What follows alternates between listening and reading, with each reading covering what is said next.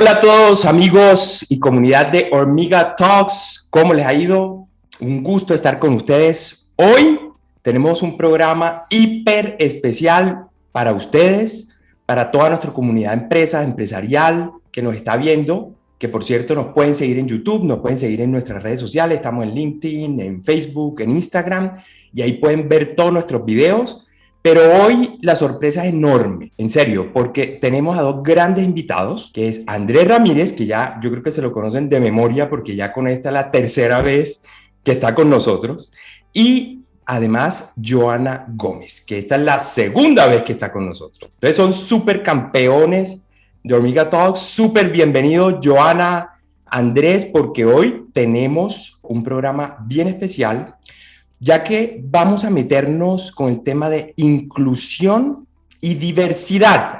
Un tema caliente, un tema súper interesante. Yo creo que es un tema bien caliente, no solo social, sino culturalmente, pero también empresarialmente. No solo le sirve a las áreas en las que nos hemos ido apuntando, sobre todo, por ejemplo, el área de compras, procurement, pero también otras áreas como recursos humanos, temas administrativos y en general toda la empresa. ¿Cómo le están manejando? ¿Cuáles son unas buenas prácticas? ¿Qué es lo que no se está haciendo bien según nuestro punto de vista? Hoy estamos aquí para debatir, para aprender un poco más de ese tema que para todos es bien sensible. Entonces, Joana, muchas gracias por estar con nosotros. ¿Cómo te ha ido? Hola Gerardo, muy buenas tardes. Gusto estar acá nuevamente en Hormiga Talks. Y Andrés, qué gusto poder compartir una conversación contigo. Tú sabes que yo también te sigo en LinkedIn, igual que a Gerardo, soy fiel seguidora de ustedes dos. Y bueno, encantada de estar acá esta tarde o este día acompañándolos en este tema tan importante, que va mucho más allá de se habla mucho, se practica poco respecto a este tema, Así sobre todo es, a nivel así es. empresarial. Así es, muchas gracias, muchas gracias. Andrés, de nuevo bienvenido. Es un gusto y sin duda yo sí espero divertirnos. Yo creo que parte de lo que nos falta es lograr abordar temas que eventualmente pueden llegar a ser sensibles, eventualmente incómodos para algunos en lo que nos permitimos sentir alrededor de hablar y exponer determinados temas, pero yo sí espero que sea divertido y especialmente útil para todos, porque yo creo que en las conversaciones, y es lo que usualmente me pasa y contigo, Gerardo, siempre, es que aprendo y poder verbalizar algunas cosas nos va a permitir aprender a todos. Buenísimo, buenísimo. Bueno, comencemos, echemos para adelante con esto. Entonces, hoy casualmente les iba a comentar que en estos días me puse a ver, alguien me mostró como invitaciones de trabajo de otros países, incluso no solo Colombia, latinoamericanas, y ya vienen como con una pata. Incluso yo no sabía eso, yo en realidad no soy del área de recursos humanos, tal vez esto lo conocen ustedes hace mucho tiempo, pero yo no. Y ya vienen todas las invitaciones a roles específicos en las empresas con una pata que habla de la inclusión, de que son empresas diversas, inclusivas, que no distinguen entre razas, nacionalidades, géneros, bueno, etcétera. Ya vienen como con en ese apellido al final. Y eso me puso a pensar, yo dije, miércoles, o sea, el tema al menos pareciera que se lo están tomando en serio.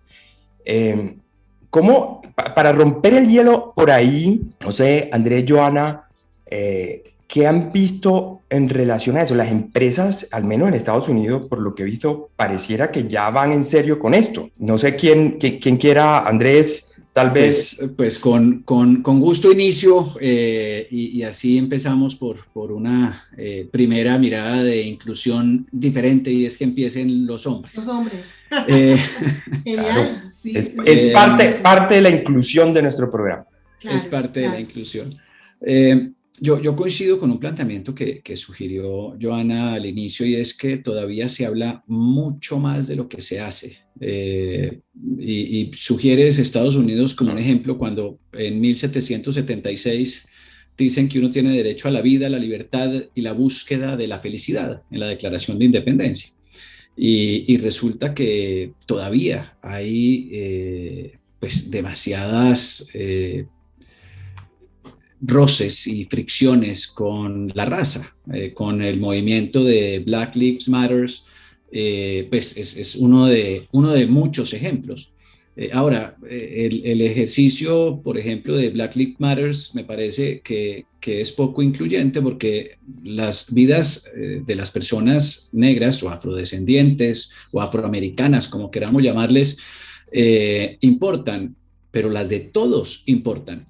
Y yo creo que ese es un primer escenario, porque no podemos abordar un tema como el de la inclusión generando exclusiones. Nuevas exclusiones. Y yo creo que hoy vamos más por los sellos que por las realidades. Y una de las cosas con las que en el mundo organizacional eventualmente veo con preocupación es que estamos más preocupados por rellenar una cuota que por conseguir el mejor talento. Y creo que ahí estamos cometiendo un error.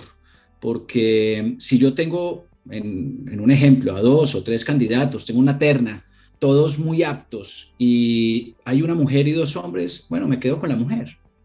Hay una persona con un credo distinto, con una orientación sexual diferente, con algún tipo de discapacidad, pero que cumple, pues me quedo con esa cuota, pero no busco una cuota para ver cómo logro llenar un espacio. Y creo que ahí desde la mecánica hay una distorsión y un error. Y además creemos que equidad, desde mi mirada muy equivocado, es que haya 50% de los directivos hombres y 50% de las directivas mujeres. En un foro que me invitaron hace unas semanas, alguien sugirió, y no sé si la cifra sea, que el 7% de las empresas, el 7% de las empresas más grandes del mundo estaban gerenciadas por mujeres y que debería ser 50 y 50. Y dije, yo estoy de acuerdo en que la oportunidad de que cualquier persona llegue a ser CEO de una organización es vital, pero no creo que esto se resuelva obligando a las mujeres a que sean CEOs. Primero, porque si te pones a ver desde solo lo masculino, la gran mayoría de hombres están excluidos de ser CEOs. Es decir, ese es un escenario que ya excluye a la humanidad. Hay muy pocas personas que llegan a ser CEOs de las 100 empresas más grandes del mundo. Entonces, llegar a decir que es que estamos siendo excluidas las mujeres es una equivocación, estamos siendo excluidos todos. En mi caso, espero sugerir que es porque no quiero. De pronto no me contrata nadie, pero yo no quiero. ¿Por qué? Porque a veces se nos olvida que un CEO trabaja entre 70 y 80 horas a la semana. Y como lo dije en la previa de este programa, yo tengo alma de vago y yo no quiero trabajar 70, 80 horas a la semana. Yo me muero de la pena, pero si a mí me toca trabajar esa cantidad de tiempo, no quiero ser CEO. Y eso no me hace más o menos incluido o excluido. Okay. Creo que hay que generar igualdad de oportunidades. Donde está la mayor equivocación para mí es que el outcome sea el mismo para todos, porque eso no se ha dado en la vida real. Perfecto, buenísimo. Joana está constantemente en contacto con la vida empresarial, está haciendo coaching, está hablando siempre con ejecutivos.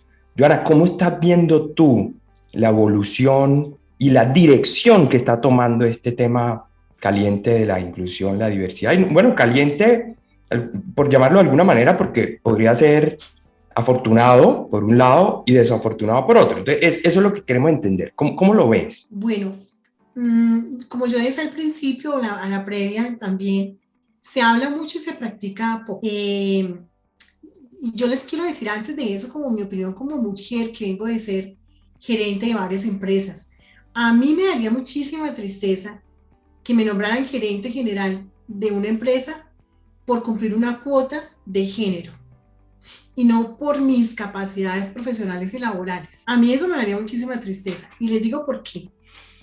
Justo por estos días que estaba en un coaching con un ejecutivo, me contaba que su nueva jefe o su ex jefe, porque él tenía un jefe hombre, fue ascendido a un cargo espectacular, eso le ocasionó un traslado de país Y yo le decía, ¿y por qué no te ascendieron a ti? Si tú tienes todas las cualidades y te dio todo el potencial. Me decía, no, porque la empresa era que había que nombrar una mujer para quedar bien ante el mercado. Entonces, fíjate que ni siquiera es porque estén plenamente convencidos, sino es una cuestión de apariencia. Sí. Y a mí como mujer, que como digo, fui ejecutiva y directiva de muchas empresas, pues en ese sentido yo pienso que me la gané en Franca Lead por la experiencia y por las pruebas y bueno, porque vieron la experticia, lo que hayan visto. Pero me hubiera dado mucha tristeza que me hubieran nombrado, no, pues no es como la mejor, pero venga, nombrémosla porque es mujer y nos toca quedar bien. Eso me parece gravísimo. Y he vivido muy de cerca procesos de coaching con otros ejecutivos, de hecho con una ejecutiva puntualmente mujer, y fíjate que a ella no la excluían tanto por ser mujer, sino porque es una mujer libre, pensadora, formada en Europa, en las mejores academias de moda, gerencia de empresas de moda, y es una mujer que tiene unos parámetros en cuanto a su branding personal diferentísimos a los que manejamos en Latinoamérica. Entonces es una mujer que hace ejercicio, es acuerpada, tiene tatuajes desde aquí todos los hombres y es una excelente profesional. El tatuaje, Vaya a ver los líos que tuvo en las empresas. Además es una mujer preciosa, pero llena de tatuajes. Entonces uno nunca se... Y el tatuaje crea prejuicios importantes total, en Latinoamérica, mira, en Colombia. Pero total. Ella de pronto en alguna junta directiva o en alguna exposición se estaba haciendo el calor, dito en una ciudad como Medellín, que estaba, se quitó su abrigo de su sastre, y pues sus tatuajes en sus brazos, la cantidad de problemas que eso le ocasionó. Sí, no, es y verdad. Casi no se puede volver a ubicar laboralmente, y es una, hoy en día menos mal, ya la ubicaron porque para mí es un genio, es de las mejores CEOs de empresas de moda que yo conozco. Sí tenemos muchos prejuicios. Mira,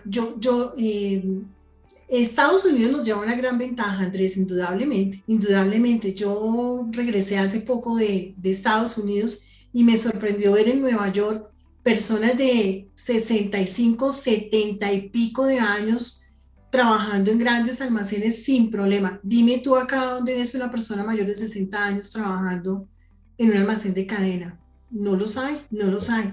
Porque aquí no solamente tenemos exclusión por el branding personal, por el género, aquí estamos viviendo un problema gravísimo del edaísmo, que de hecho incluso en España formaron una asociación llamada 45 Activos, donde están peleando y ya han logrado un reconocimiento en el Congreso de ese país, donde están pidiendo que la gente no sea excluida como candidatos para ofertas laborales, porque allá después de los 45, igual que en Latinoamérica, a la gente ni siquiera la consideran. A una persona mayor de 45 ya la empiezan a ver con cierta cosa, y si tiene 50 o 55 ni hablemos.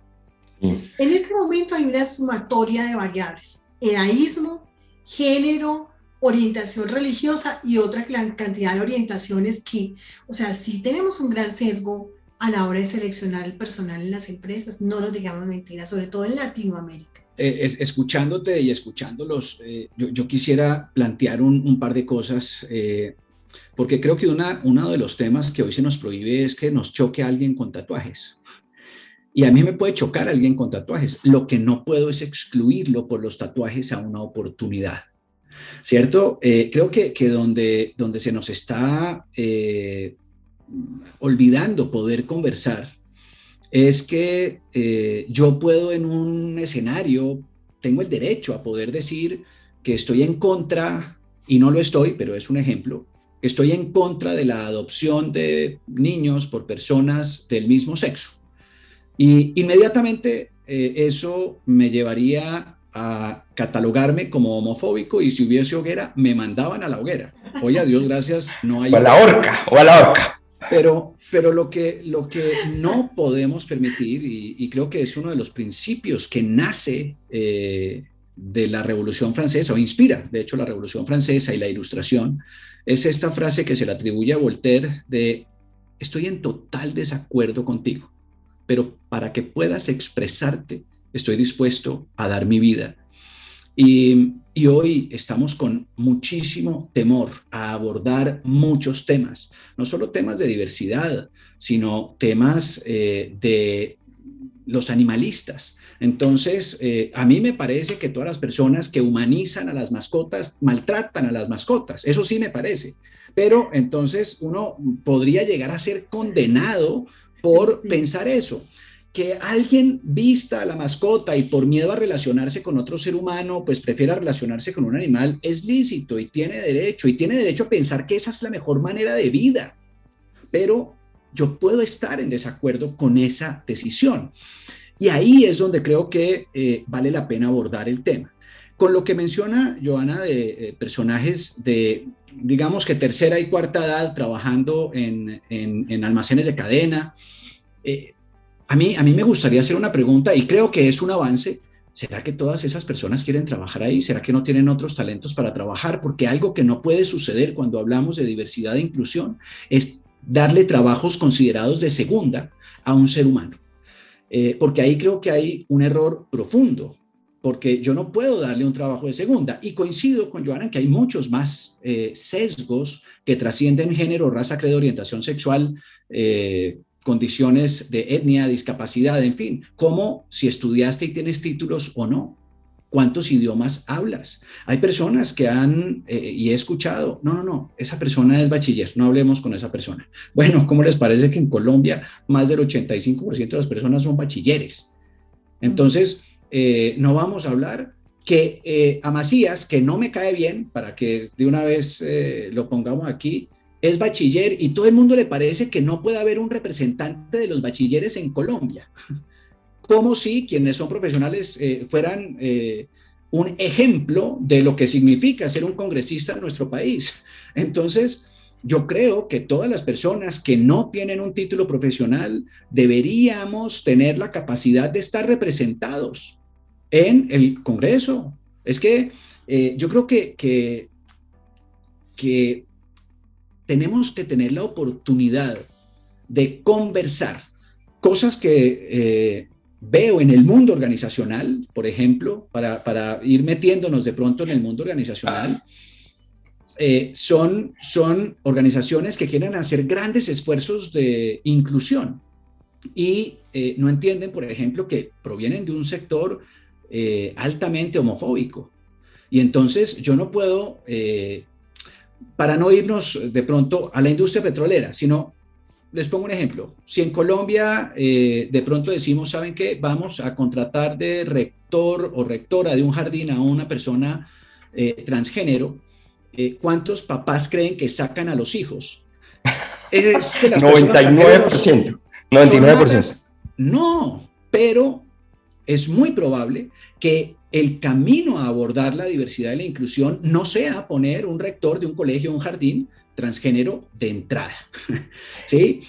Hay que hacer un proceso. Andrés, tú me contabas, disculpa te interrumpo ahí, tú me contabas algo bien interesante que en parte motivó toda esta conversación.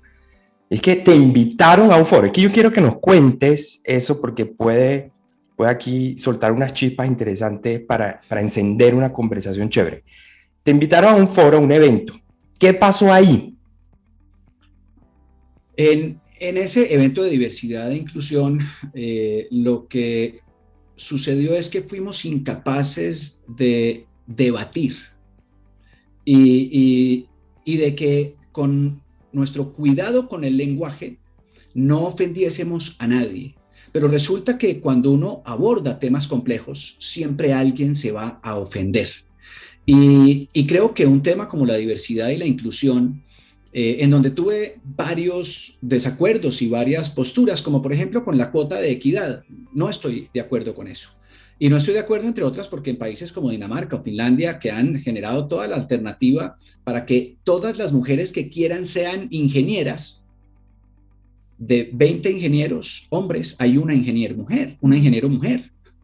Y entonces, ¿hay que obligar a las mujeres a que sean ingenieras? No, tienen la capacidad, por supuesto, porque realmente los seres humanos, hombres y mujeres, y de todas las condiciones, en la media nos parecemos mucho, nos separamos en los extremos.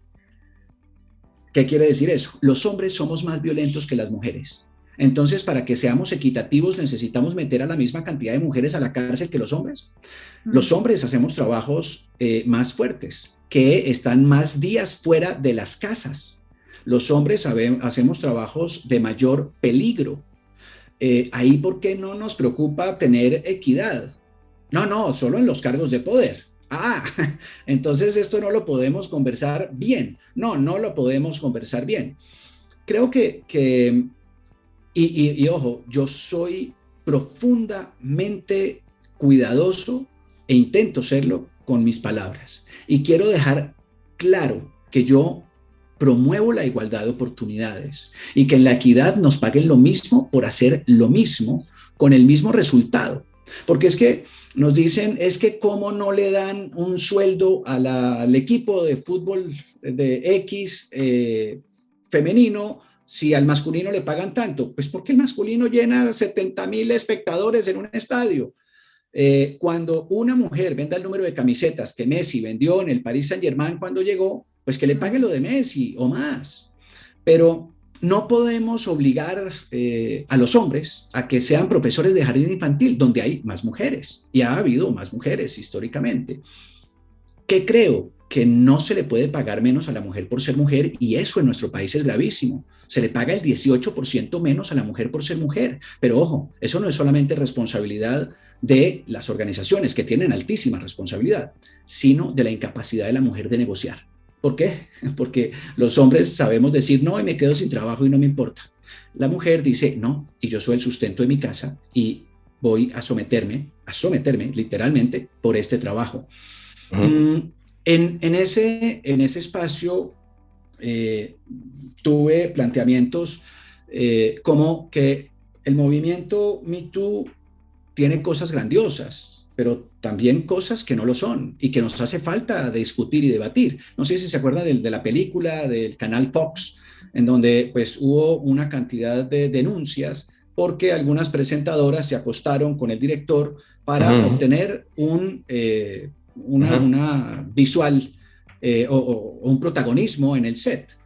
Y en ningún momento la película sugirió que habían obligado y habían violado a la persona. No, le dijeron, ¿quiere ese cargo? Y voy a usar una frase de alguien que conozco del mundo colombiano que dice, ¿quieres ese cargo? Hay que meterle cuerpito. Es fatal, es fatal esta postura. No la defiendo, en ningún momento la defiendo, pero creo que es tan condenable la sugerencia de hay que meterle cuerpito como quien mete cuerpito para llegar al set, porque no fue una obligación, no fue una violación, y se hizo con un adulto que hubiera podido decir, ¿sabe qué? Así no, como en muchos casos yo le he dicho a negocios, así no me interesa pagar una coima, no me interesa pagar un soborno, me pierdo del negocio. Pues claro que sí, es que las decisiones tienen costos. Y ojo, no quiero decir, y yo trabajé durante muchos años con violencia y explotación sexual infantil, yo sé lo que es la agresión. Estoy profundamente en contra de la agresión, profundamente en contra, pero no podemos tratar a todo el mundo como si fuera un ingenuo, una persona que desconoce el mundo, y el mundo está lleno de maldad, de injusticias, y creo que debemos todos promover una educación en donde esa injusticia podamos enfrentarla. Insisto, hay casos, muchos casos, y los conozco de primera mano, que hubo violencia, que hubo agresión, que el solo hecho que alguien esté jerárquicamente arriba ya lo pone en una posición distinta, pero con un adulto que es responsable de sí mismo y que toma una decisión libre, es distinta la mirada. Y eso no quiere decir que no haya habido demasiados acosos y agresiones, y hoy lo que se llama microagresiones, que además en nuestra cultura machista, yo soy un microagresor permanente, ¿no? Y lo digo con honestidad, no con orgullo, pero sí con honestidad. En nuestra cultura machista, eventualmente hacemos demasiados chistes malísimos que pueden incomodar, pero creo que es mucho más fácil que si en este caso Joana o tú se molestan o se sienten con algo que yo digo, me puedan decir, oye Andrés, eso estoy en desacuerdo, no digas eso que me molesta, y que podamos debatir qué es lo que nos molesta, pero no simplemente sentirnos y victimizarnos, porque la postura no puede ser seguirnos victimizando permanentemente, sino educar adultos responsables que sean capaces de poner límites, de elegir dónde están y qué entregan a cambio de qué. Entonces, tuve posturas complejas, debatibles, pero también para encender el debate, porque lo que insisto es en esa frase de Voltaire: estoy en total desacuerdo contigo, pero daría mi vida para que puedas expresarte. ¿Por qué? Porque para mí es mucho más importante que yo pueda expresarme, que tú puedas expresarte y que juntos construyamos un escenario mucho más grande en el que podamos vivir con diversidad e inclusión. Sí, yo creo que ahora que dijiste eso de la dificultad de las palabras, ¿no? Porque de ahora elegir las palabras se ha tornado en una papa caliente. O sea, cada palabra tiene un calor que te quema la lengua y no sabes si soltarla o tragártela, y está uno en un tema incómodo.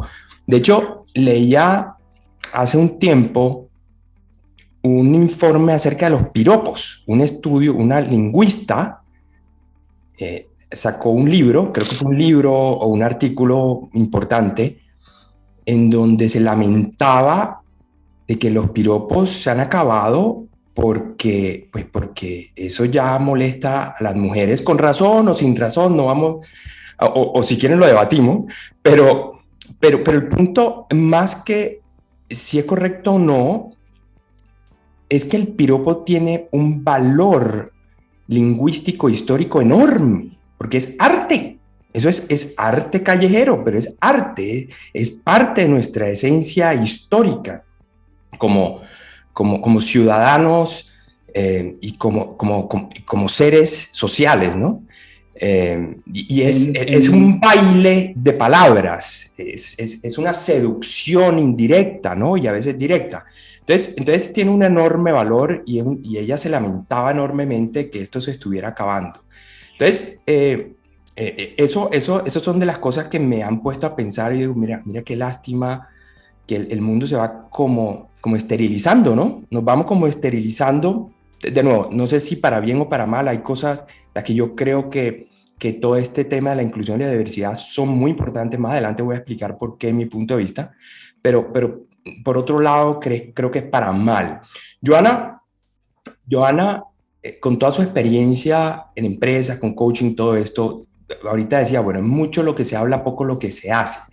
Y de eso que hablaba Andrés, de la dificultad de estar soltando palabras con libertad, con honestidad, porque te llevan a la palestra y te degollan, o te llevan a la hoguera, o lo que sea.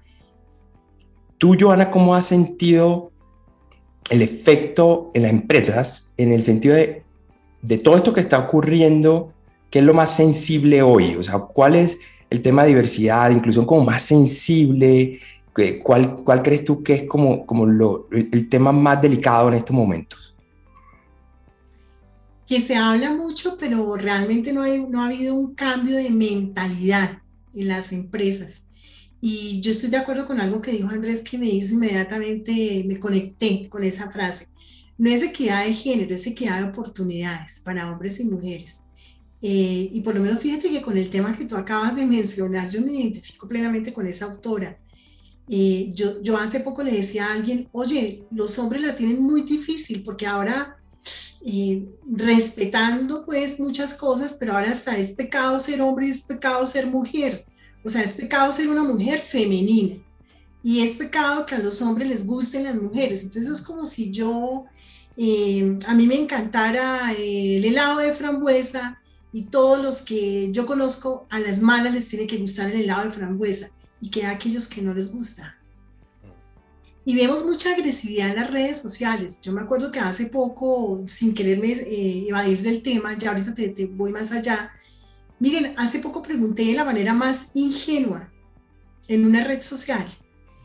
Eso es un peligro. Eso es un peligro, pero de la manera más ingenua pregunté, ¿qué raza me recomiendan de cachorro, de perro para comprar? La palabra comprar, y como tú dices, si hubiera existido una hoguera, me queman por hereje. ¿Cómo es de bruta? ¿Cómo así que comprar? ¿Usted por qué no adopta?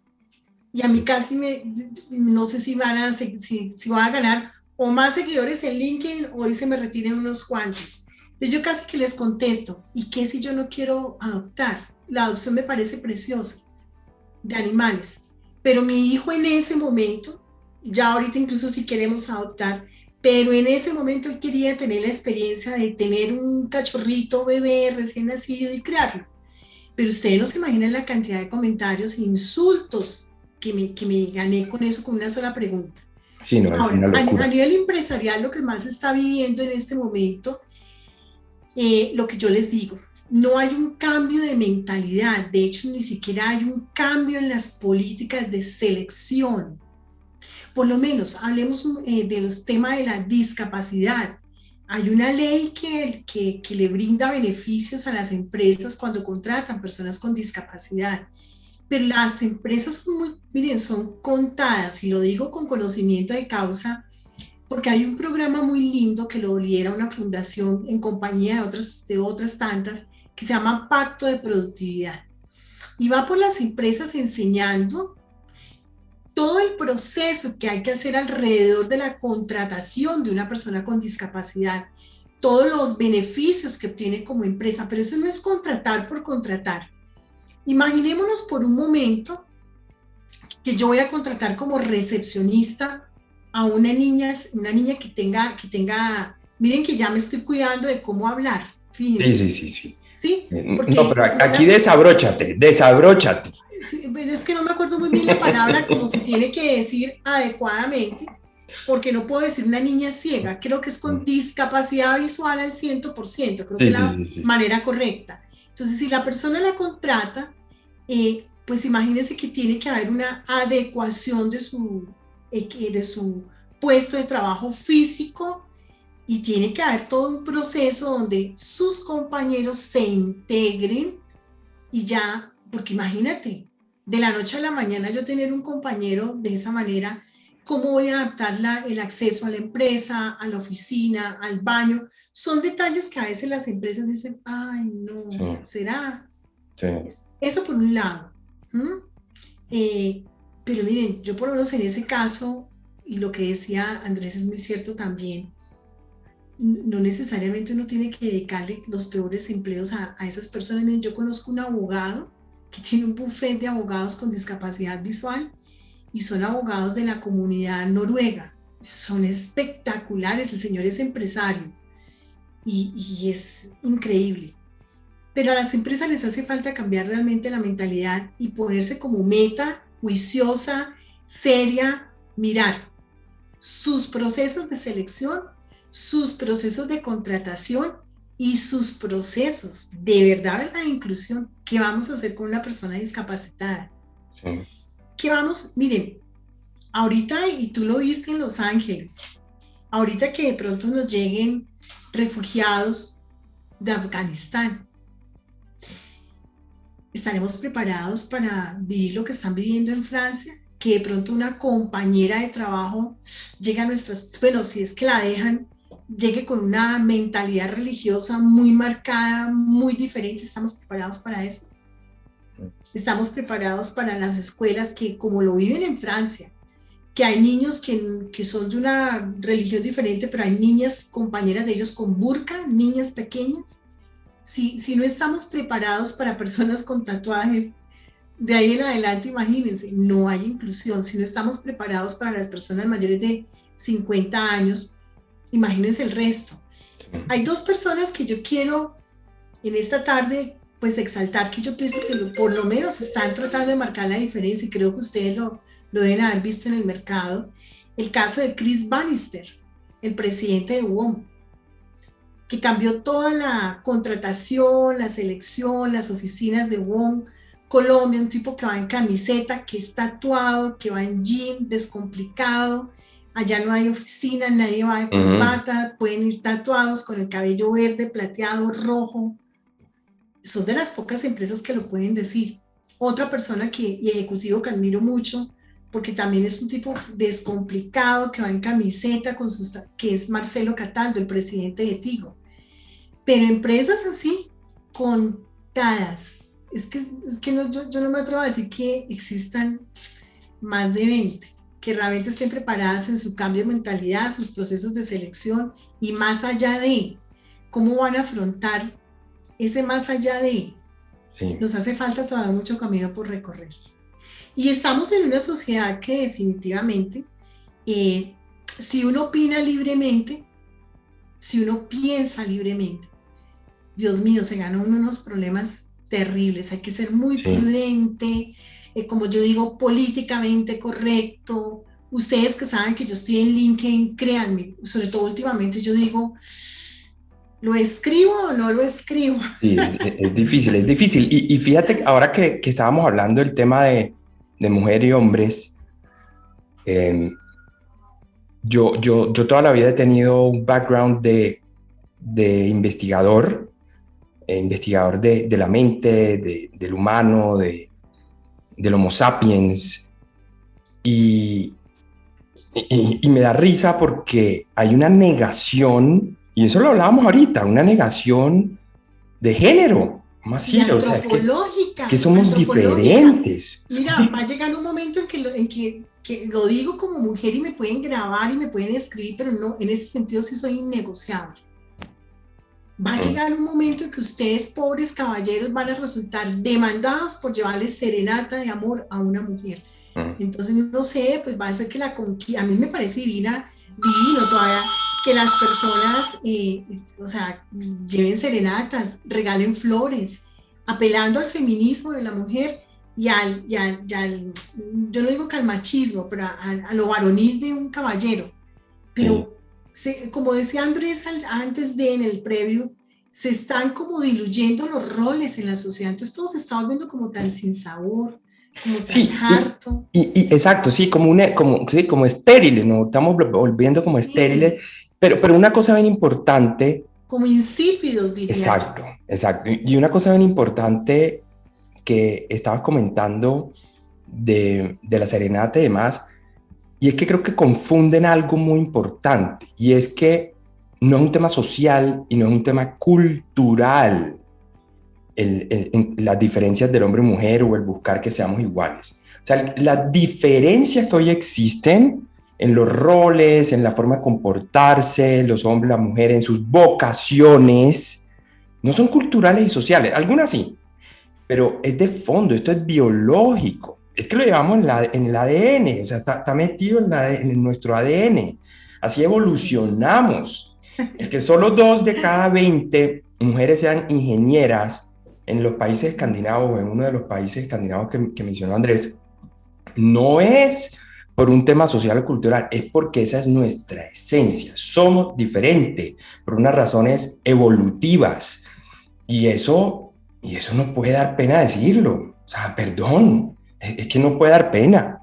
Entonces creo que Andrés, como para darte la palabra, que sé que tienes un camionado de frases súper interesantes por salir de la boca.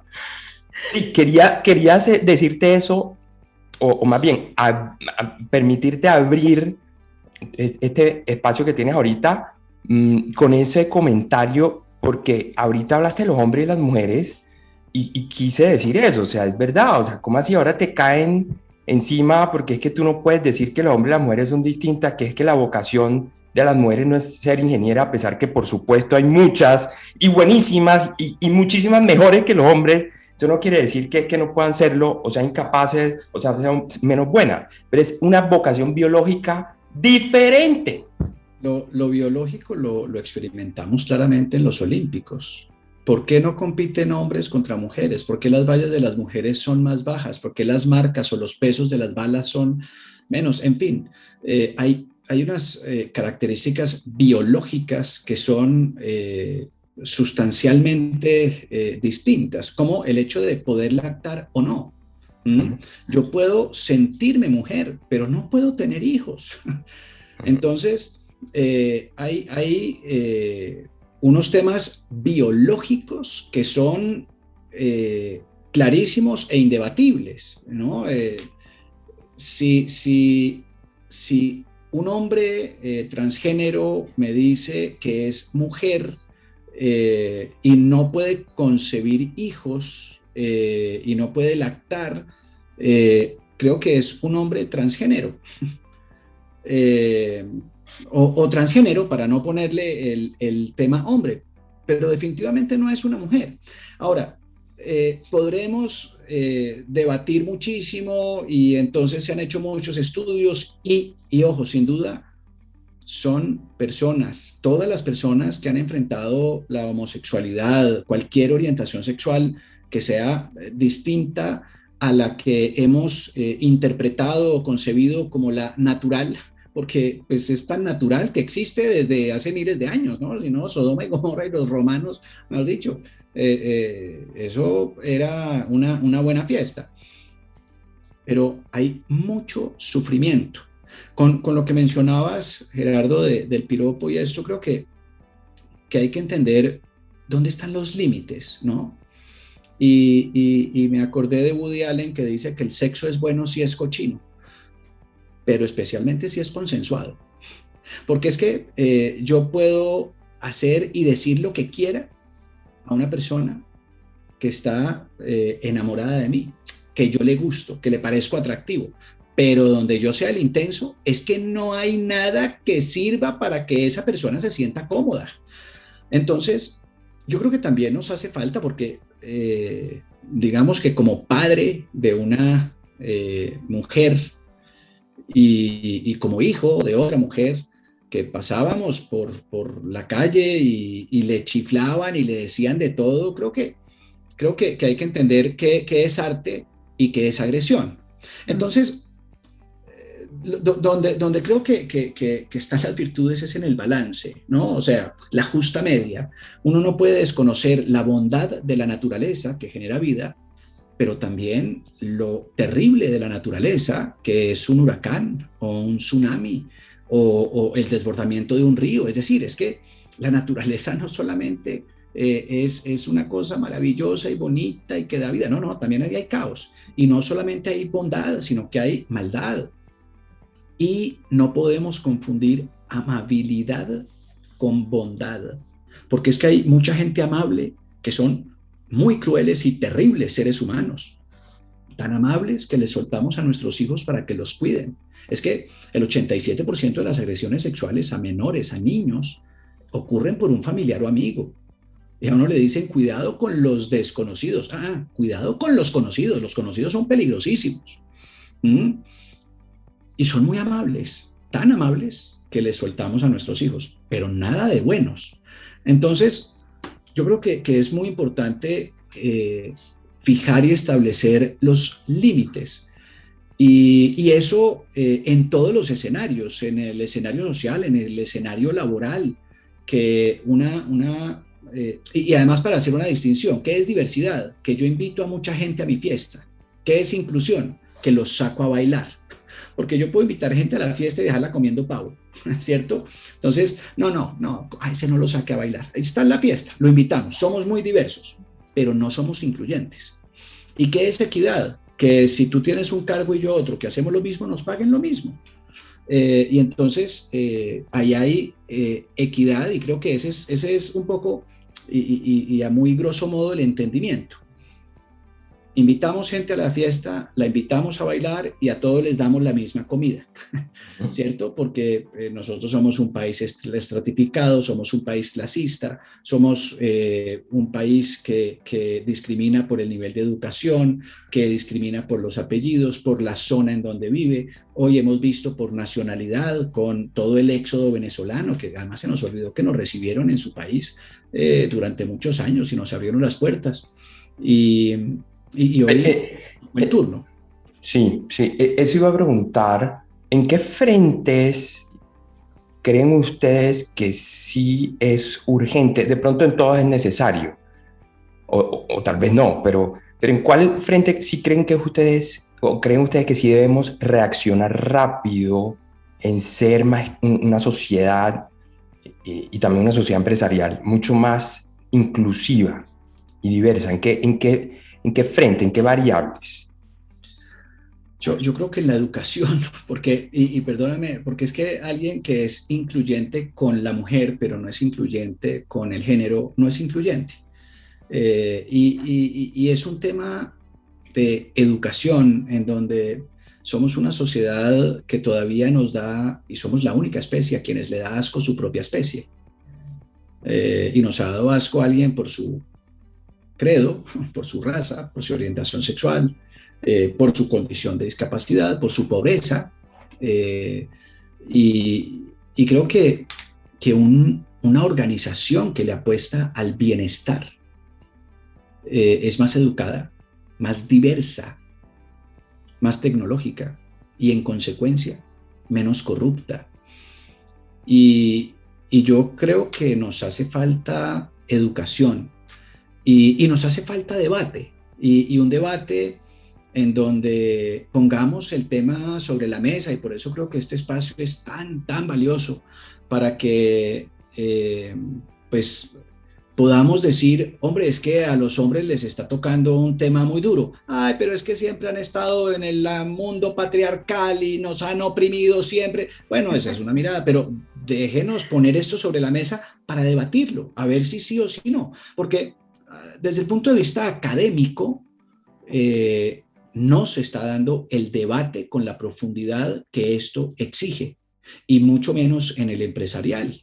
¿Por qué? Por el temor que tenemos a ser juzgados. Sí. Y pues Johanna expuso el tema de los animales, que lo experimentó en carne propia, que yo lo vi. Pero hay otro tema que aparte de la religión, la política, el fútbol, no se hable de eso, que me parece absurdo. Hablemos de todo.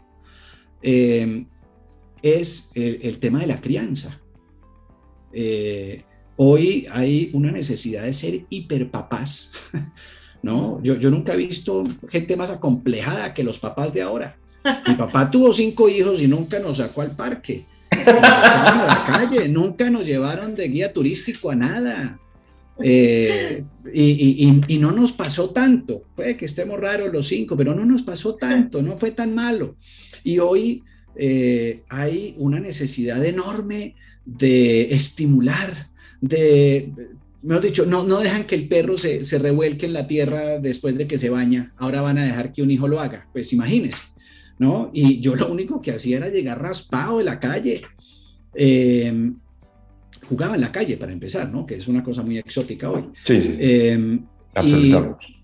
Y no estaban defendiéndonos de todo el universo, porque hay una historia que todavía no hemos entendido, y es la de la Bella Durmiente. No sé si se acuerdan de la Bella Durmiente, son ese par de papás que tienen a Aurora y no invitan a Maléfica, o a la reina mala, no me acuerdo si se llama Maléfica, pero a la reina Maléfica, mala. Sí, estás bien dateado de cuentos. Y resulta que no la invitan a la fiesta.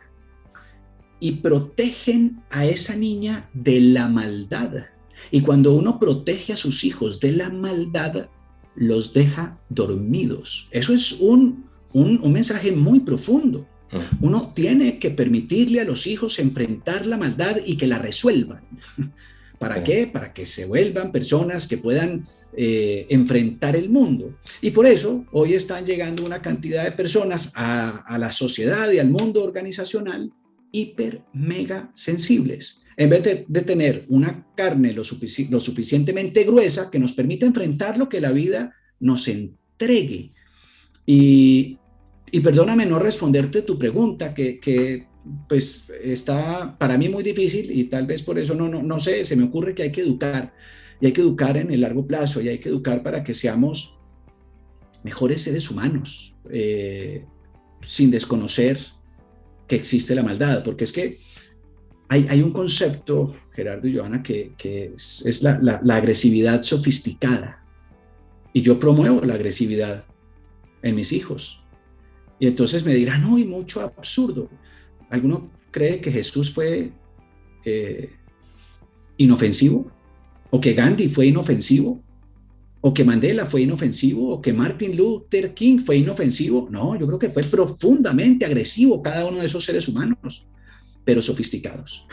Y hay que sofisticar la agresión para que podamos decir lo que queremos decir, para que tengamos la capacidad de poner límites a las personas cuando quieran transgredirnos.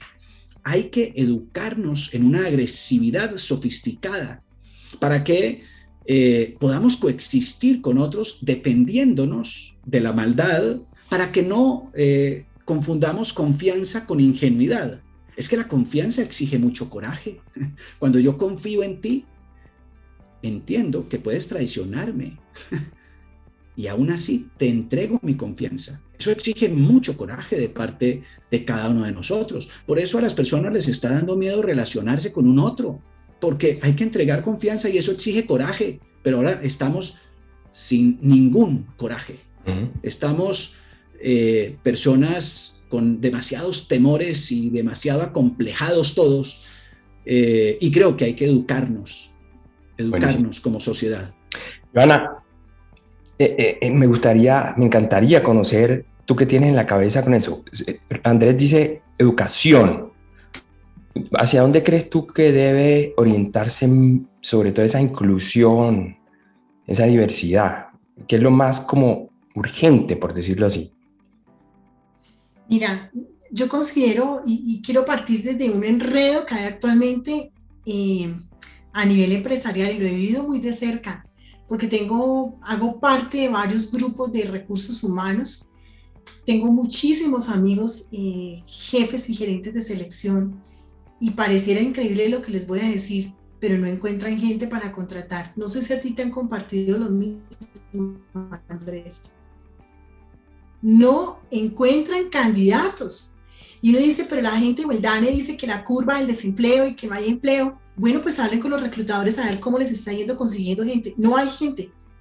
Y de hecho, si ustedes miran un poquito a las cifras de Estados Unidos, en este momento McDonald's le tocó echarle mano, llamémoslo así, a las personas de 14 años porque no hay empleados. Bueno, pasándonos a Latinoamérica y específicamente a Colombia, se están enredando en procesos, y yo digo para la inclusión. Yo es que soy muy, muy defensora, así como hay mujeres que son defensoras del feminismo, yo no. Yo en cambio soy defensora del edaísmo. Además lo he vivido cuando he sido gerente. A mí me encanta la sinergia entre las generaciones, me fascina colocar a trabajar lado a lado, hombro a hombro. Un muchacho de 18 años recién salido del bachillerato no tiene ni idea dónde está parado muchas veces con una persona mayor de 50 años. Ese aporte multigeneracional que se hace, ese chip que se hace ahí, le puede enseñar a este de 50 a ser más versátil en todo el mundo digital. Pero le enseña organización, administración, esa experticia que ya trae con los años. Si tú me dices a mí qué pienso yo que hay que hacer en este momento a nivel empresarial, yo no sé por qué estoy tan sesgada a la inclusión de la gente mayor de 45 años.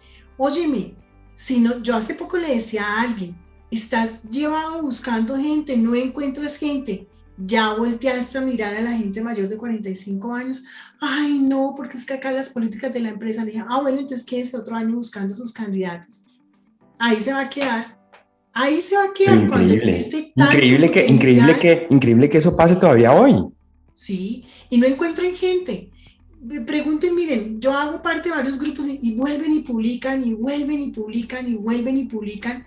Y yo digo, ¿y por qué no le dan la oportunidad a tanta gente que está clamando por empleo, que son mayores de 45, los involucran en las empresas, hacen sinergias? Miren, yo lo he vivido en varios centros comerciales donde mezclé.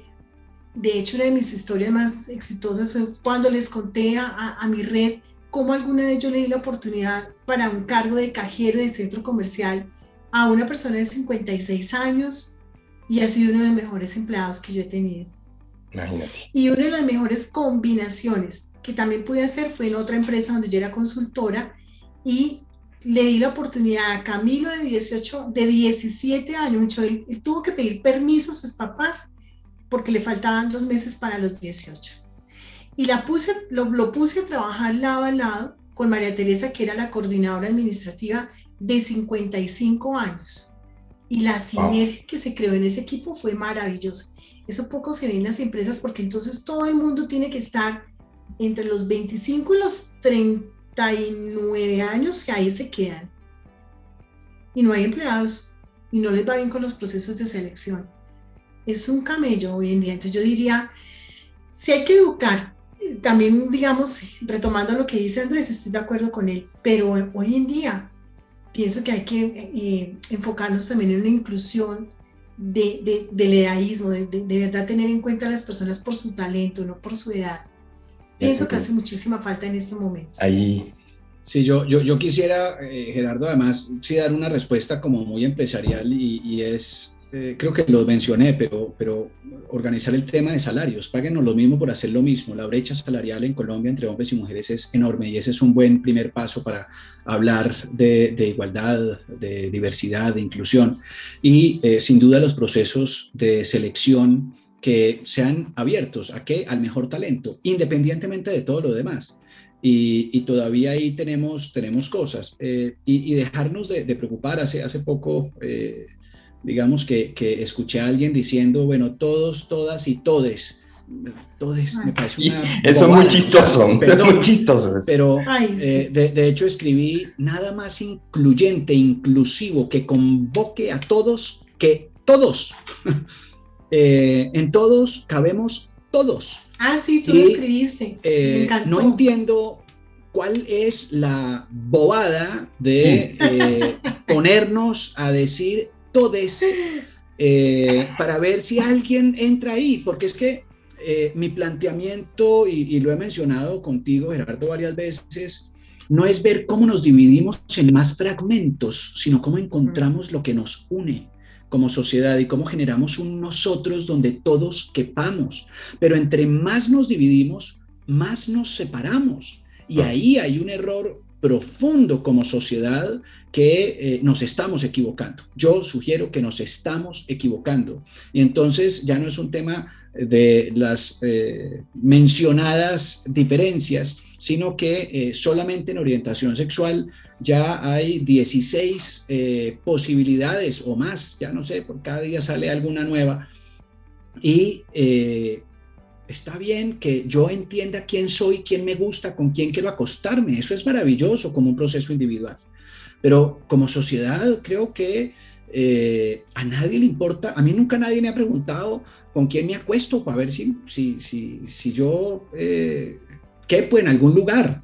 Y creo que no deberíamos preguntarlo. ¿Cierto? Eso no debería importarle a nadie.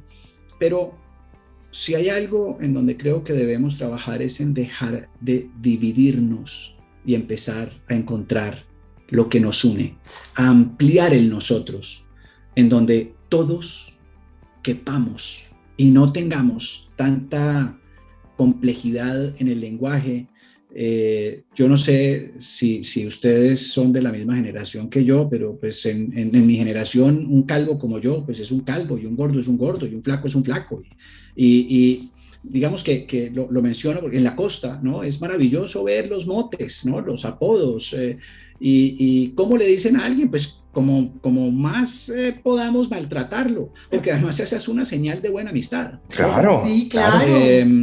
Y creo que nos hace falta un poco poder promover estos espacios en donde estemos menos sensibles y en donde aprendamos a reírnos de nuestras propias debilidades, sí. si así lo consideran las personas. Eso es como un amigo que dice, mira, nos estamos tomando la diversidad tan en serio que tu hija, cuando ya sea una adolescente, un día va a llegar con una planta a la reunión de la familia. Va a llegar con una planta y tú le preguntas, hija, ¿y eso qué es? ¿Qué tipo de planta es? No, papi, es mi novio. O con el perro, es que es mi novio. ¿Cómo así? Sí, es que vamos para allá. O sea, ahora la gente está en unos niveles de amplitud mental que ahora tú te puedes noviar con una planta, con un helecho, Sí. un perro. Claro, ¿no viste una vieja que está de novia con un orangután? ¿No ¿Ah, vieron sí? esa noticia? ¿En serio? ¿Vieron esa noticia? Claro, No. la semana pasada salió una noticia de una señora, creo que es en Inglaterra, donde ella dice que tiene una relación sentimental de verdad con un orangután del zoológico. Ah, bueno. Y ella va y dice que es amor verdadero, Sí, que no, sí, que él la ama y que ella lo ama. Sí. Yo decía, y además brava, ¿no? Muy bien. Que cómo no le iban a tomar esa relación en serio. Yo dije, no, pues para que se le corrió el tornillo. Y que se pensione el orangután con su pensión, que eso es lo que falta. Mira que sí. hace en ese mismo foro del que me invitaron, sugerí con este tema de la orientación sexual, que ¿qué pasaba si yo creía que yo tenía 62 años o 65 y que debían pensionarme?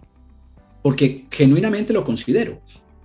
Y me creo de 65 y entonces me tienen que pensionar. Parece, como van las cosas, que sí, que si yo creo que tengo 65 años, claro. me deberían pensionar. Porque es incuestionable, a pesar de que sea biológico, mi edad, ¿no? De acuerdo a unos parámetros que hemos establecido como sociedad. Y creo que nuevamente, claro, yo intento caricaturizar o exagerar, ¿para qué? Para llegar para abrir un debate y llegar a una reflexión, no porque yo considere que alguien no pueda pensar que le gusta cualquier tipo de género o que le gusta todo, ¿no? Creo que los pansexuales, creo que con la P me gusta todo. Y bueno, pues eso, como decía mi abuelo, mano es mano y entonces está bien, pero nuevamente, yo creo que hay procesos de intimidad que son para la intimidad. Y repito, a nadie le importa con quién me acuesto yo y a mí no me importa con quién se acuesta nadie. Y eso no debería ser un tema en el mundo organizacional, en la vida sí, y que no lo discriminemos y no rechacemos y no nos sintamos que hay que, no he dicho, que nos van a contagiar de algo porque eso está raro, ¿no? Eso es lo que hay que eliminar y a eso se requiere educación. Perdóname, Gerardo y Andrés, es que yo precisamente la semana pasada, yo decía, pero ven, ¿desde cuándo se nos olvidó que finalmente a un colaborador yo lo mido es por resultados? ¿Sí o no? De acuerdo. ¿Desde cuándo dejó de ser eso lo primordial en una organización? Porque es que finalmente, ustedes saben que yo soy abanderada de liderazgo, llamo liderazgo. No obstante, eso a mí no me exime de exigirle resultados a mi equipo. Porque es que si una empresa no tiene resultados en ventas, en servicio al cliente, en tecnología, en su razón de ser como empresa, pues la empresa quiebra y desaparece del mercado. Entonces yo veo, la verdad, que cada vez más estamos perdiendo el tiempo. Como yo decía en una conferencia la semana pasada, si nos situamos hoy, 7 de septiembre, tenemos 4 meses para cerrar este año tan raro. Veníamos de un 2020 bien extraño. Y todo el mundo empezó con el 2021 y su alegría, y oh surprise, que no empezó como todos lo esperábamos. Entonces tenemos 4 años para recuperarnos en términos de rentabilidad, de ventas, de productividad. Y a veces nos enredamos por unas vainas que yo digo, bueno, pero es que, a ver, a la verdad, yo tengo que medir a mi gente es por resultados, no como dice Andrés, por si tiene tantos años, por si es mujer, por si, no sé. Entonces yo veo que eso está como si ser productivo en medio de este entorno económico que nos dejó la pandemia no fuera lo suficientemente retador a nivel empresarial y de productividad, como para enredarnos con una serie de vainas y bobadas que yo digo, no, sí. No, ¿a qué horas tienen tanto tiempo? Oiga, de verdad, es que le quedan 4 meses para cerrar el año. Sí, no, esta conversación está buenísima, nos podríamos quedar aquí mucho tiempo. Yo quisiera contarles ya como para ir tocando los últimos temas, un aprendizaje de todos mis años de, como les dije, de investigador, aplicando antropología, análisis histórico y bueno, demás. Porque por ahí Andrés hablaba de la educación, a la pregunta de, bueno, ¿qué es tal vez lo prioritario que tú creas en términos de diversidad, inclusión? Joana tocó el tema de la edad, por ahí se tocó también el tema del género.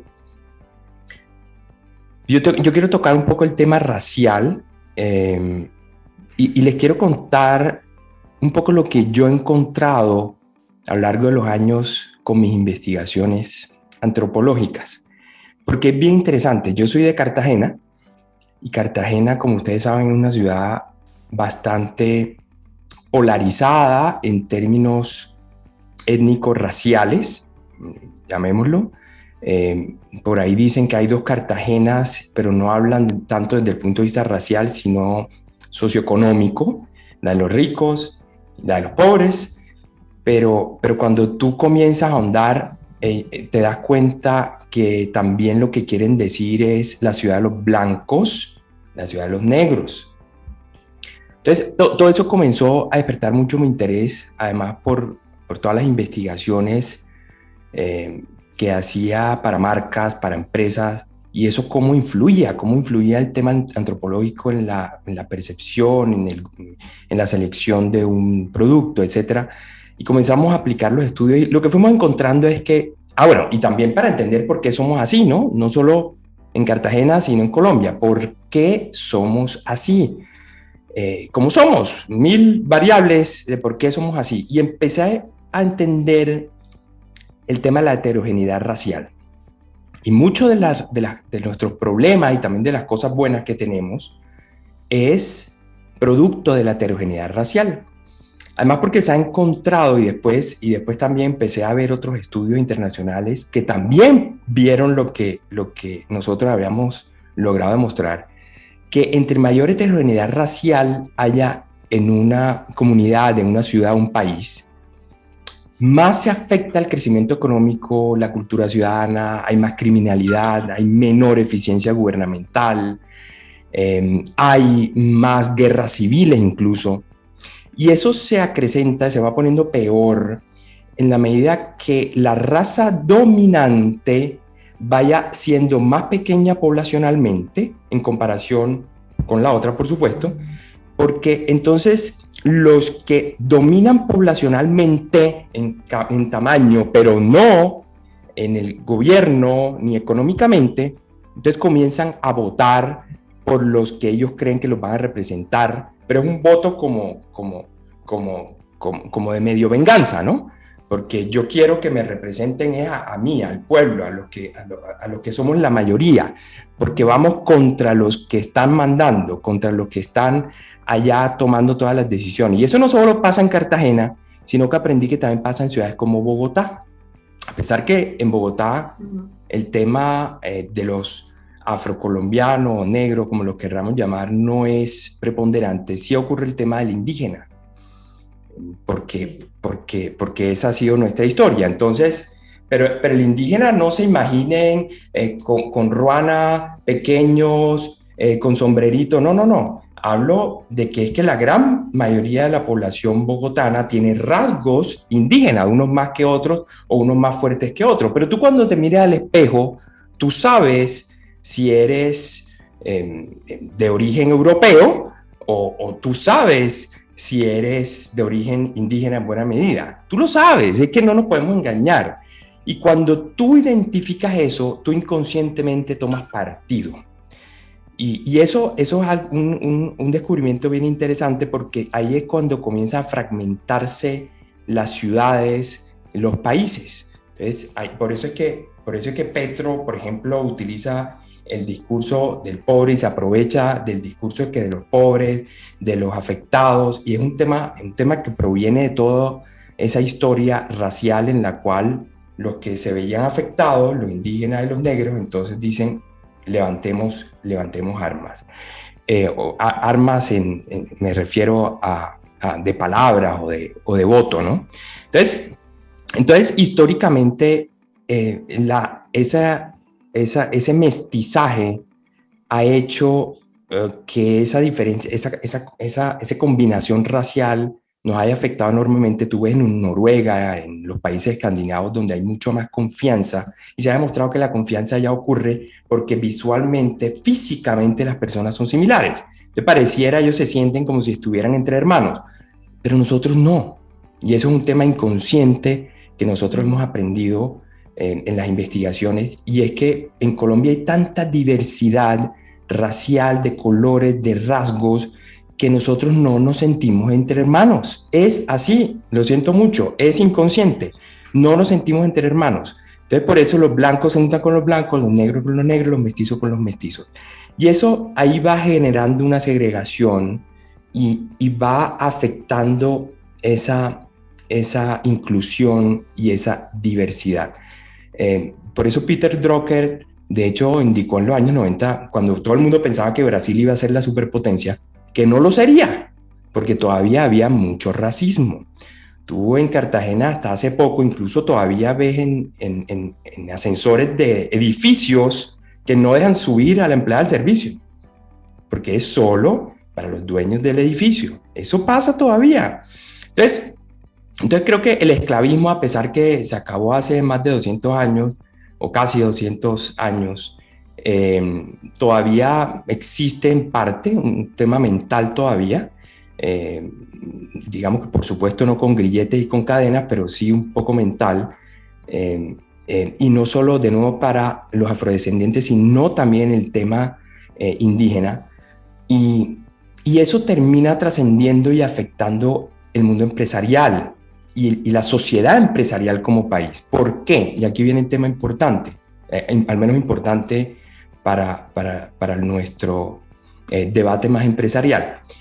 Y es que yo me he puesto a estudiar qué tanto ves tú a un negro, a un afrocolombiano, afrodescendiente, como CEO, gerente o vicepresidente de empresas. Claro, puede que tengan menos oportunidades de estudio, llegar a las mejores universidades. Por supuesto que las tienen, porque desde el principio las han tenido más limitadas, pero aún así hay muchos capaces, pero no se le abren las puertas tan fácil, las tienen bien complicado. Entonces esa forma de racismo, de no inclusión, de no diversidad, termina afectando a un país muchísimo, porque cuando tú lo educas, tú comienzas a educar a la gente y educas, digamos que a todos, y todos, digamos que tienen, entre comillas, las mismas facultades, las mismas competencias, después de haber tú educado, invertido miles de millones de dólares.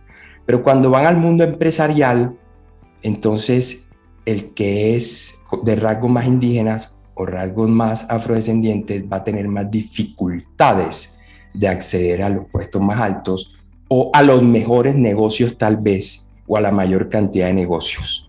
¿Por qué? Porque biológicamente al ser humano le gusta es estar, contratar, elegir relacionarse con el que se parece a él. Es natural, es que fíjense, eso es muy importante, porque es que tenemos un racismo ya de código. Sí. Es que no es necesariamente cultural, o no es solamente cultural, es un código genético. Es como antropológico. Es un código genético, claro, no, rechazamos lo que no se parece a nosotros. Entonces sí, para concluir, el aprendizaje es, tú puedes educar mucho, pero si de entrada tú no aceptas a los demás, entonces esa educación va a rentar menos como propósito país, por lo que les acabo de decir, porque todos van a estar muy educados, pero no van a poder aprovechar como si sería aprovechado por quienes que se parecen a los que están en las cúpulas políticas y económicas. Entonces, ese era mi comentario de semicierre, para complementar un poco toda esta discusión, en donde antropológicamente hemos aprendido eso, he aprendido mucho eso, y que lastimosamente pues es una verdad. Entonces, eso es. No sé si tengan algún comentario al respecto o para complementar y para ya ir cerrando, que se nos fue el tiempo. Se nos fue el tiempo. Yo quisiera mencionar con lo que mencionas que ahí hay un foco claro de la educación y es cómo aceptamos al otro independientemente de la cosmética. Porque además esos cambios que si bien están muy arraigados son cosméticos, porque es de mi piel, o sea, nos abren y todos sangramos. Bueno, ya, o sea, no hay otra manera. Entonces, nuevamente, que somos más, de hecho, tenemos más del 90 y pico % de genes iguales a los ratones. Entonces, pues lo que nos separa de alguien de diferente etnia es nada, ¿no? Nada, genéticamente. Yo quisiera manifestar con lo que dices varias cosas. Una, es muy importante lo que mencionas porque la jerarquía, las emociones y el comportamiento están íntimamente ligados. Tú te comportas diferente cuando te sientas en la cabecera de la mesa que cuando sabes que ese no es tu lugar. Y tu emoción es distinta. Y te comportas distinto con otros.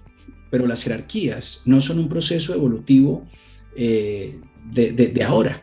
Son un proceso evolutivo muy complejo social que hemos instaurado los humanos desde hace 12.000 años, que hay agricultura. Antes, digamos que con cazadores recolectores era más parecido seguramente al sistema que tienen los primates y los lobos y en fin. Pero es importante, digamos, que ligar esas tres cosas. Y cuando uno, por su condición estética, se siente jerárquicamente superior, actúa de esa manera. Ahora bien, el discurso del marxismo, ¿no? En donde proletariado bueno, burguesía mala, es fatal, porque hay tanta bondad en la burguesía como maldad en el proletariado. Así como hay bueno, hay malo en ambos. Y no podemos simplemente pensar que todo aquel que está oprimido es bueno per se, porque tú mencionaste algo, detrás de eso hay demasiado resentimiento. Y creo que en esas deudas históricas y simbólicas, que creo que como Estado es válido hacerlo, ¿no? Una ceremonia simbólica en donde decimos, oiga, ¿sabe qué?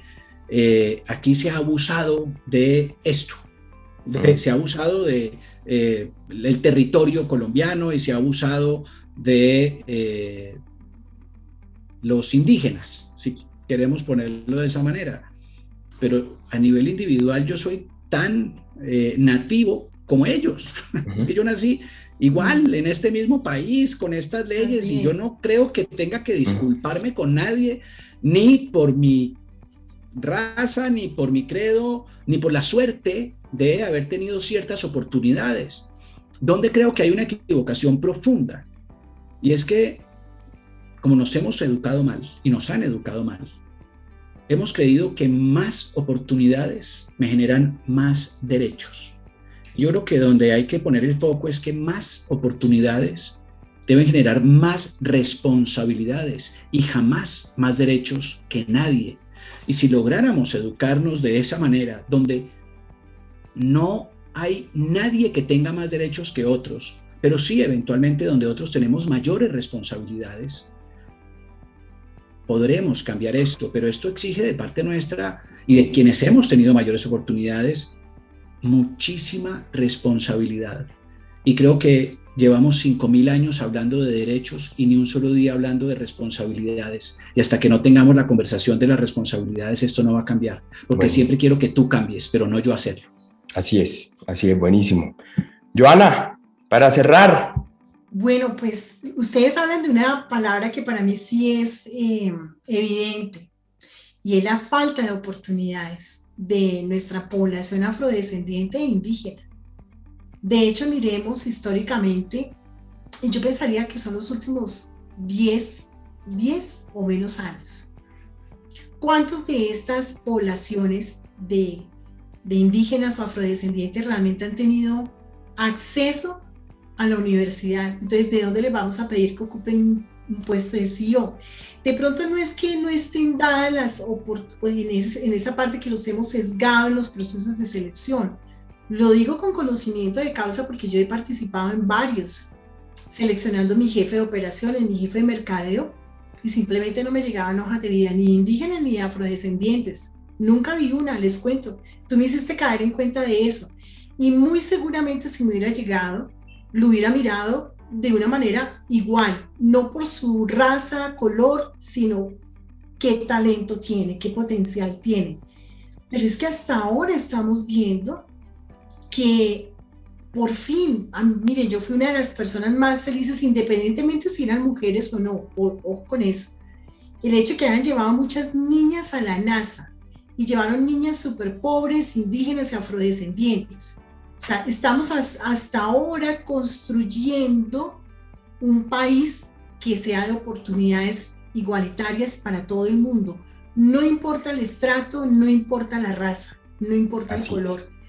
Pero es que veníamos de un país donde cuando una persona, a mí me parece que con todos los defectos que pudiera tener, porque nada es perfecto, a todo hay que darle un margen de error, a todo proceso, pero este programa de Ser Piro Paga me parece una cosa maravillosa porque por fin personas con un alto potencial, pero que era hijo de un panadero o era hijo de un mecánico de carros o un afro o un indígena, pudieron llegar a las universidades. Yo pienso que todo eso lo vamos a ver en unos años, porque todavía estamos construyendo oportunidades para esta clase de poblaciones. Para nadie es un secreto que el Chocó ha estado sumido en altos índices de corrupción, en el manejo de sus recursos. Ni qué decir de los indígenas, que ni siquiera les hemos llegado, con universidades que hablen su misma lengua, respetando su diversidad lingüística y antropológica. Entonces yo pienso que todavía nos queda mucho por hacer. No, y mira en eso que dices, que nos falta demasiado, y es que tú ves las películas gringas y muchas veces, el negro, el afrodescendiente es el jefe del blanco, el detective jefe o el presidente o el gerente de la empresa. En Colombia no, nos falta mucho. Pero no es porque no haya oportunidades en los procesos de selección, es que cuántos profesionales indígenas y afros estamos graduando y están en maestrías, estamos ya por ese camino, pero antes creo yo se los digo, no sé cuántos compañeros ustedes afrodescendientes tuvieron en su pregrado. Yo no tuve ninguno, echando memoria no tuve ninguno. Al final tuve un arhuaco fantástico, gobernador arhuaco. Exacto. Maravilloso, porque además tiene unos puntos de vista maravillosos, diferentes, pero fíjate que era uno. Yo me acuerdo, no tuve ninguno. Y tú me hiciste caer en cuenta, Gerardo, y claro, yo en todos mis procesos de selección que realicé para contratar mis directivos, no me llegaron ninguna hoja de vida de eso. Entonces fíjate que sí estamos en un país donde hay mucho por hacer, en construir oportunidades equitativas. Mira algo que creo que si bien nos hace falta poner ciertos temas en nuestra televisión nacional, que empieza a dar aceptaciones, ¿no? Antes de que existiera Obama en esa serie 24 o 24, yo vi por primera vez el primer presidente negro representado en los Estados Unidos. Pero también creo que hoy se está exagerando en la necesidad de roles e interpretaciones de diferentes orientaciones sexuales, y no hay serie que no tenga una cantidad de líos en donde yo honestamente no me parece tan necesario estar permanentemente insistiendo en que eso requiere verse, ¿sí? Es innecesario para mí, ¿no? Y eventualmente molesto para mí. Entonces, y ojo, de las personas que yo más amo en este mundo son homosexuales, pero es que nada tiene que ver con que todas las series y programas y anuncios. No. Se vuelve ya empalagoso. Me has dicho, no estoy de acuerdo con esa representación necesaria, está bien, pero hoy creo que también se ha vuelto exagerado, si pudiera ponerle un adjetivo. Muy bien, muchas gracias. De verdad, Joana, Andrés, muchísimas gracias. Ha sido una conversación para saborearse, para chuparse los dedos. De verdad, conversar con ustedes bacanísimo. Y yo creo que, no, aquí hay tela para cortar, mejor dicho. Yo creo que no tocamos ni la punta de la tela, pero yo creo que ha sido un paso importante para entender mejor en qué estamos en cuanto a estos temas de inclusión, de diversidad, y creo que ustedes tienen unos puntos de vista bien interesantes y una experiencia valiosa, y nada, pues aquí esperemos que hayamos ayudado un poco a construir eso, ¿no? Gerardo, gracias a ti por la invitación. De verdad que, como yo te decía al previo, tú eres un anfitrión excelente y pues una grata compañía contigo, Andrés, en haber compartido con ustedes esta conversación. Me pareció muy constructiva. Muchísimas gracias por la invitación. Sin duda, Joana, muchas gracias a ti, Gerardo, y a todos los que nos van a poder ver y escuchar. Creo que abrámosle las puertas a darle la bienvenida al desacuerdo. Este es un espacio para debatir, para eventualmente caricaturizar algunos espacios y poner algunos temas que pueden ser sensibles sobre la mesa, no para que ninguno de nosotros tenga razón, sino para que generemos pensamiento y un debate que todavía creo que le falta muchísimo. De manera que muchas gracias por abrir las puertas de Hormiga Talks y a Gerardo por un gran anfitrión. Muchas gracias. Gracias a todos. A ti. Gracias. Chao. A todos. Nos vemos. Gracias. Chao.